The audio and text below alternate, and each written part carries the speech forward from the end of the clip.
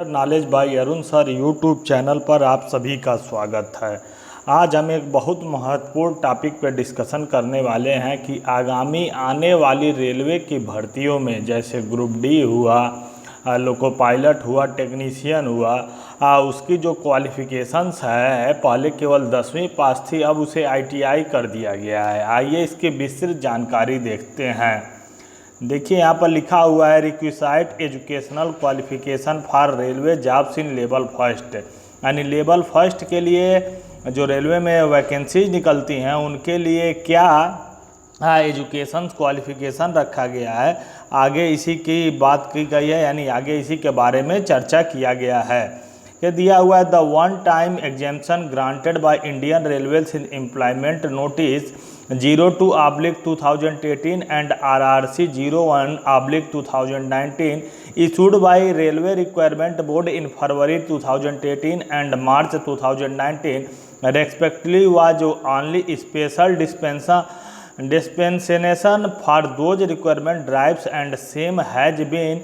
withdraw। यानी कि ये पीछे वाली भर्तियों में, यानी कि जो 2018 में और 2019 में जो भर्ती आई थी रेलवे ग्रुप डी की, लगभग 1-1 लाख सीटें थीं, उसमें जो था क्वालिफिकेशन केवल 10th रखा गया था। 10th पास पे अलाउ थे फार्म भरने के लिए ग्रुप डी में, लेकिन अब उसे ख़त्म कर दिया गया है। यह जो छूट थी केवल उसी समय, एक समय के लिए छूट दी गई थी 2018-19 की भर्तियों के लिए, लेकिन अब इसे बदल दिया गया है। देखिए यहाँ पे लिखा हुआ है साफ साफ the minimum educational qualification for all future requirement to be notified after 15/6/2019 in level of the pay matrix in technical department that is civil engineering, mechanical, electrical and signal telecom department and catering wings of railway will be 10th pass plus national apprentice certificate NAC granted by national council for vocational training और 10th pass plus ITI।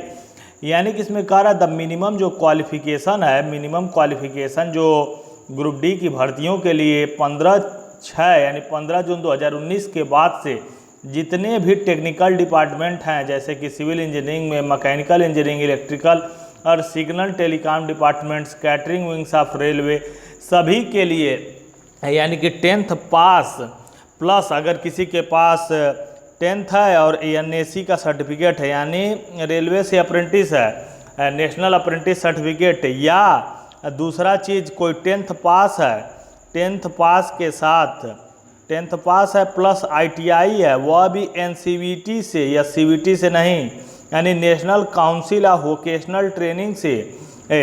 अगर मान्यता प्राप्त संस्थान से पास है तो वह group D के लिए अलाउ है। यानी कि अब जो क्वालिफिकेशन है 10th को हटा दिया गया है, 10th के स्थान पर ITI और NAC यानी कि नेशनल अप्रेंटिसशिप सर्टिफिकेट को जोड़ दिया गया है।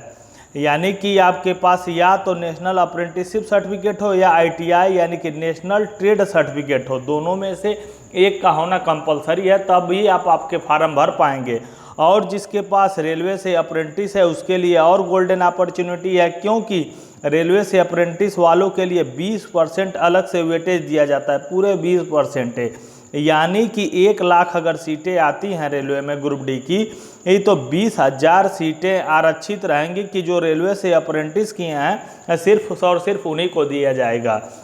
लेकिन यह बहुत बड़ी खुशी की बात है ITI वाले स्टूडेंट्स के लिए कि ITI लगा दिया गया है और ITI करने वालों की संख्या कम है, इसलिए मेरिट का बहुत कम जाएगी। अब 100 में जो मेरिट 80-90 जाती थी वह अब घट के 40-50-60 तक सीमित रह जाएगी, 40-50-60 तक सीमित रह जाएगी। ये लगभग मेरिट अब आधी हो जाएगी। अगर आप तैयारी करना चाहते हैं रेलवे ग्रुप डी की या कोई भी कम्पिटिटिव एग्जाम, UPR हुआ, DMRC हुआ, DRDO हुआ, तो हमारे चैनल से जुड़ सकते हैं तथा हमारी ऑफलाइन और ऑनलाइन दोनों क्लासेस को ज्वाइन कर सकते हैं। अगर अभी तक आप चैनल को सब्सक्राइब नहीं किए हैं तो सब्सक्राइब करना ना भूलें तथा अधिक से अधिक शेयर कर दें ताकि यह जो महत्वपूर्ण सूचना थी अधिक से अधिक लोगों तक पहुंच सके।